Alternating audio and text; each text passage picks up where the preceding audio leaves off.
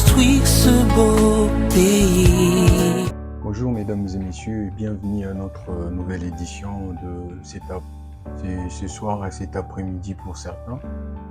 Et merci de nous être fidèles. Aujourd'hui, nous aimerons parler de la musique. La musique au sein de notre pays, la musique au sein de la jeunesse, le rôle de la musique. Donc avant de passer à ces sujets, j'aimerais bien répondre à une question qu'on a reçue par mail à un de nos téléspectateurs. Pour répondre à la question c'est celle de savoir et pourquoi nous parlons du changement au milieu de tout ce qu'on a pu discuter déjà. En fait, tout ce qui concerne les changements, ces programmes incarnent les changements d'une manière politique, d'une manière psychologique ou d'une manière comportementale. Justement, d'une manière comportementale, c'est pourquoi aujourd'hui, sur le plan de vie comportementale, on voulait parler aussi de la musique et du rôle de la musique au sein de la jeunesse, au sein de la communauté et au sein de la République démocratique du Congo. Et sans plus tarder, pour entrer dans le vif du sujet, j'aimerais juste rappeler que notre pays, elle est tellement bénie qu'elle convoite le ruse de tout le monde, en gros de l'Occident et puis de l'Amérique en particulier, des États-Unis en particulier. Et on est riche en coltan, cobalt, et l'or, et puis le pétrole, pour citer que ça en fait, voilà. Il y en a plusieurs, on est vraiment un pays très riche, potentiellement parlant, bien qu'on ne l'exploite pas bien. Et parmi nos richesses, comme je viens de citer, de coltan, pétrole et tout le reste, on a aussi une richesse culturelle qui est rien d'autre que la musique. Et la musique, c'est aussi notre richesse, comme le football. On est un pays du football, de la musique. Et d'ailleurs, j'en profite pour dire bonne chance aux Léopards qui sont à la Côte d'Ivoire pour défendre l'emblème du pays. Bonne chance à eux. Après, pour retourner à notre sujet, je dirais que la musique, aujourd'hui, c'est considéré comme un peu une source de distraction, une source où provient beaucoup de problèmes, beaucoup d'immoralité, et puis en quelque sorte beaucoup de problèmes qui est lié à ce secteur-là. Et puis je m'expliquerai au fur et à mesure que j'avance dans mes arguments. Pour dire que si jadis il y avait Luambo, Makadi, pour citer de Pépé Calais, tous nos anciens succès aujourd'hui comme on les appelle aujourd'hui.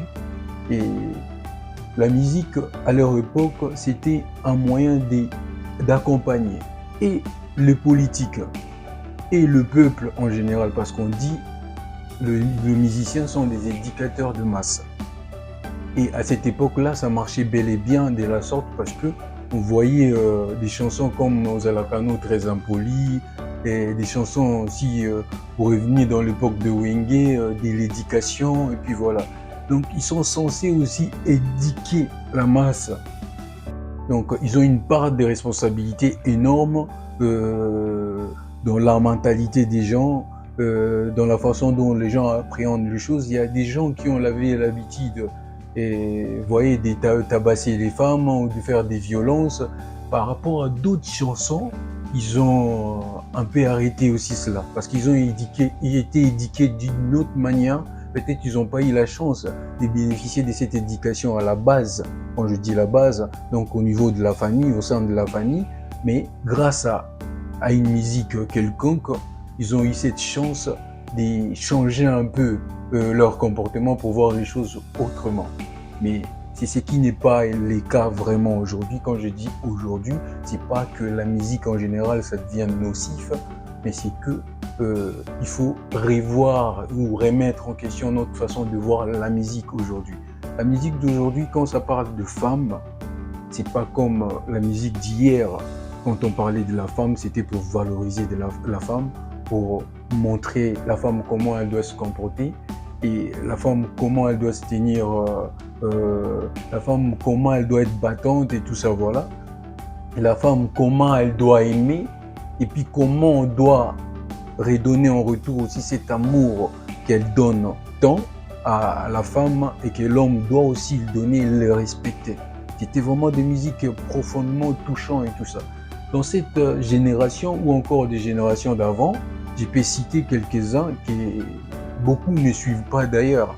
Vous prenez Lopwa Kanza, Jean Koubal, il y a des musiques où ça éduque vraiment la jeunesse. C'est des musiques révoltantes contre des politiques, comme je prends des musiques conscientes, dans le sens qui vous conscientisent.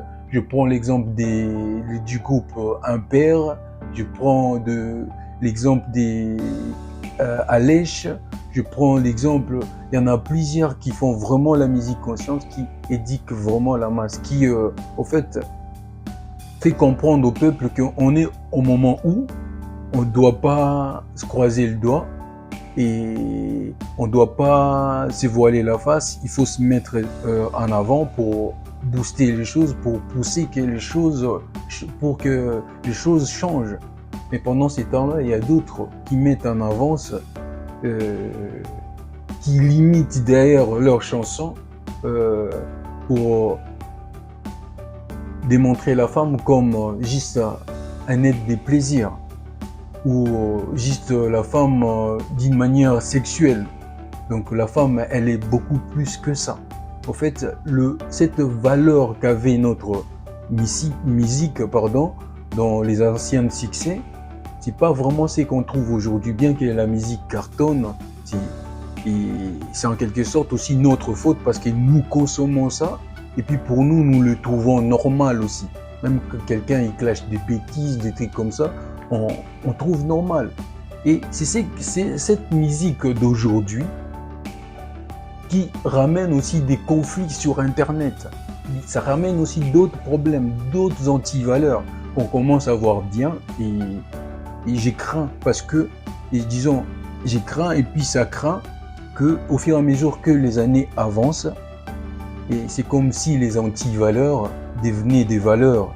Et puis l'inverse, des valeurs, ça devient des antivaleurs. Parce qu'on commence à normaliser ce qui est mal.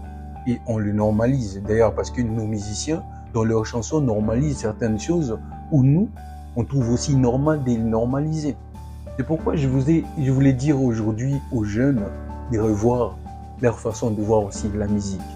Et en passant aux musiciens, aux leaders, de revoir aussi leur façon de jouer la musique, de retourner comme ils ont fait dernièrement à dire la rumba forever, de retourner aux origines même de la musique, de notre richesse culturelle pour nous proposer des choses éducatives, même si vous allez continuer à faire votre musique moderne, de la manière où le monde nous pousse à aller, mais penser des temps à autres et créer des morceaux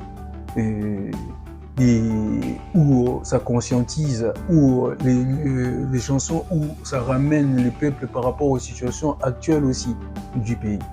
Des chansons où ça ramène les jeunes à prendre leurs études au sérieux, d'être correct, d'être droit, d'être juste, de faire les choses comme il faut. On a un problème sérieux concernant la corruption dans notre pays.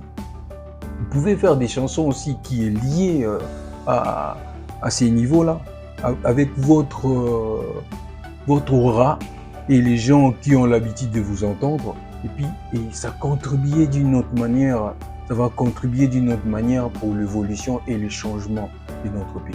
Et la musique a une place importante dans notre culture africaine et puis en particulier la République démocratique du Congo. C'est pourquoi aujourd'hui je fais appel aux leaders, aux musiciens de revoir et leur façon de faire parce que c'est important que la musique soit là. Ça a déjà fait partie de notre culture depuis nos ancêtres. C'est pas aujourd'hui qu'on va boycotter la musique, je ne fais pas non plus l'appel à la boycotte.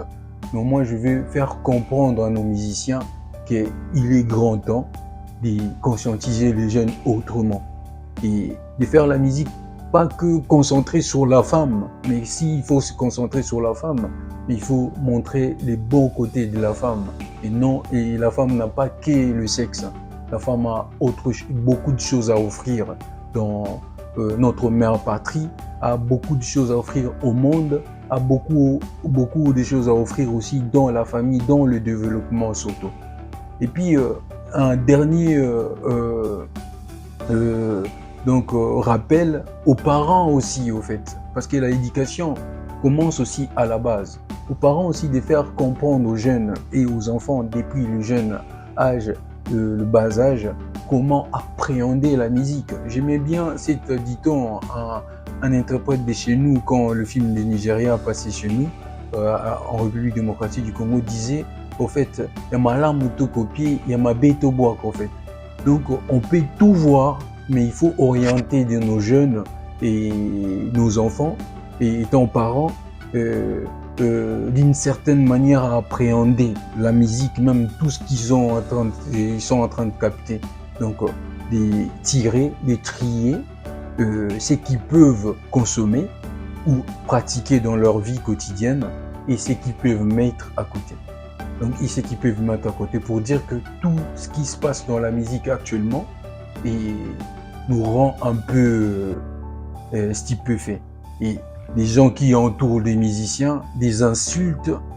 Et donc, du coup, les jeunes ont tendance à croire que peut-être c'est la bonne manière à faire les choses. Alors, pour percer, il faut peut-être insulter des gens. Pour percer, il faut peut-être clasher sur les gens. Mais c'est pas cette image que nos musiciens, nos artistes doivent au fait démontrer d'eux ou donner l'exemple aux jeunes générations qui viennent après. Donc c'était ce que je voulais partager avec vous aujourd'hui, parce que ce que nous faisons comme travail est aussi comportemental au niveau du changement. Alors au niveau du changement, les jeunes sont appelés aujourd'hui à consommer ou à voir la musique ou à appréhender la musique d'une certaine manière, avec une certaine discernement, pour comprendre et prendre l'essentiel et le reste mettre à côté. C'était à vous, chers compatriotes. Je vous dis à la prochaine et au revoir.